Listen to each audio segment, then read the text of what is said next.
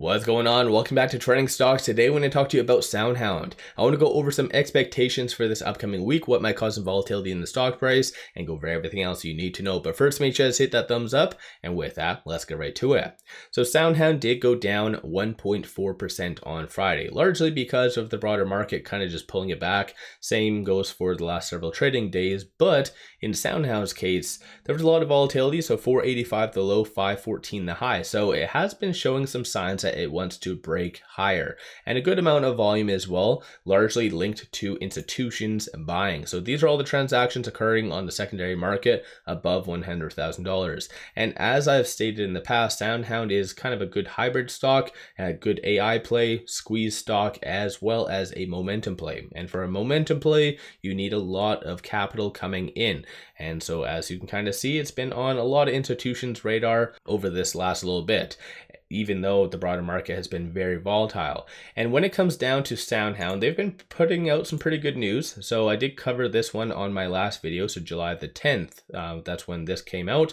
And then recently they put out this news on July the 17th. So I think they are making very good progress operationally. So their upcoming earnings, I think, is going to be some pretty kick-ass, good future guidance given. It is estimated, so they haven't actually announced it yet, to be August the 8th. So we'll just have to wait and see. But analysts are becoming a little bit more optimistic. So you do see one positive revision over the last 90 days coming from analysts. So I think that's going to be generally good. As far as some expectations for this week, though, there's a couple Fed speakers first thing, so that no doubtably is going to cause a lot of volatility in the broader market.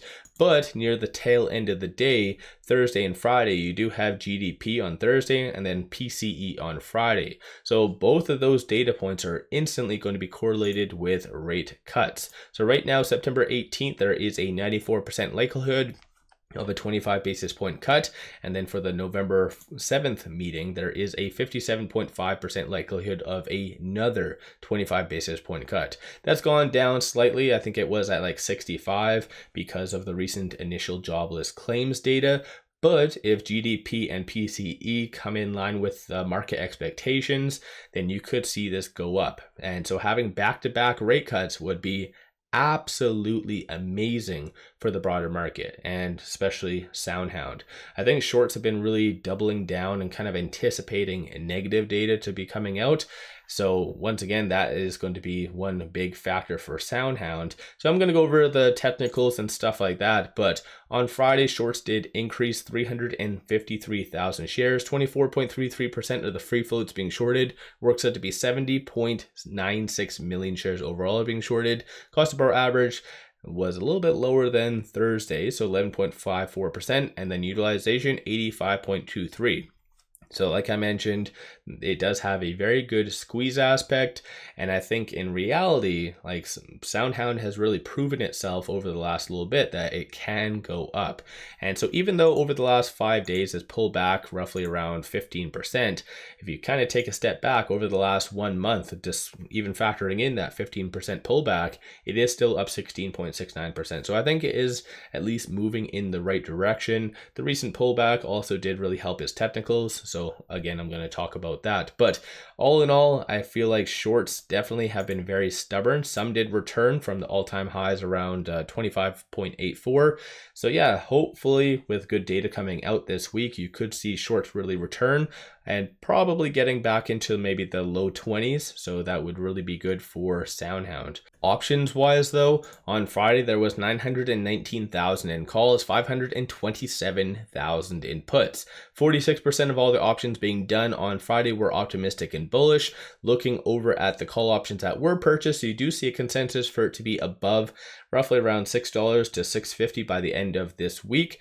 Upcoming week, so July the 26th. And then looking at puts, you do see consensus for it to be sub $5. So in my opinion, even the options is signaling a recovery when it comes to SoundHound. So I think bigger and better things are going to be coming. As far as in at least this upcoming week, some support and resistance points to take note of. With it right now at $4.93, it is trading between this R1 and this R2. So 509 is going to be that next strong resistance slash target, and then 479 is going to be that next strong support, and that R1 is that 50-day moving average, as you can kind of see right here. So definitely a very big pivot for SoundHound, so watch for that to kind of hold. And so in reality, I do feel that there is going to be a recovery with good data, potentially propelling it back to where it was, so in excess of $6. You do see, because of the recent pullback and consolidation, you do see stochastic somewhat now reset, so it is at 48, so it's not really overbought as what it once was. You still do see a bearish deviation though, red line above the white, but number of retail investors have been somewhat maintaining their position, so it is still above zero, so generally a good thing over the last several trading days. So it looks like some people were taking profits, and again, there was a lot of fear in the broader market, a lot of tech was selling off, and so obviously I think there was just a lot of fear and profit taking and whatever else. So just take note of some of the strong support and resistance points. In my opinion, I do feel that SoundHound is going to recover back into that $6 range for this week, but like I said, it all will come down to the data points, and obviously through that,